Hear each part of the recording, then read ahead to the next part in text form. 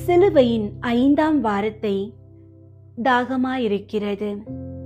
இரத்தமெல்லாம் சிந்தி உடல் வறண்டு போன நிலையில் இயேசு மொழிந்த இந்த வார்த்தை அவரது மனித தன்மையின் உச்சக்கட்ட வேதனையை காட்டுகிறது. ஆனால் இந்த தாகம் வெறும் தண்ணீருக்கானது மட்டுமல்ல. இது நம்முடைய அன்பிற்காகவும் ஆன்மாக்களின் மீட்பிற்காகவும் அவர் கொண்ட தாகம்.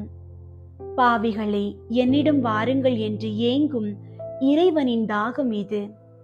நாம் பாவங்களில் விழும்போது இயேசுவின் தாகம் அதிகரிக்கிறது. நாம் அவரிடம் திரும்பும் போது அந்த தாகம் தணிக்கப்படுகிறது. உலக தேவைகளுக்காக தவிக்கும் நாம் இறைவனது அன்பிற்காக தாகம் கொள்ள வேண்டும் என்பதே இதன் செய்தி. ஜெபிப்போம்.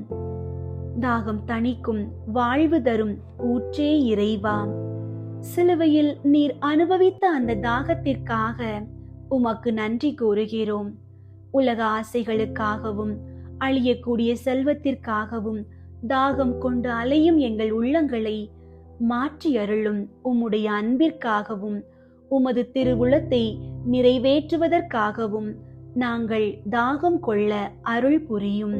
நீர் எங்களுக்காக ஏங்கியது போல நாங்களும் உம்மை தேடி வரவும், எங்களது நற்செயல்கள் வழியாக உமது தாகத்தை தணிக்கவும் எங்களுக்கு துணை புரியும். ஆமீன்.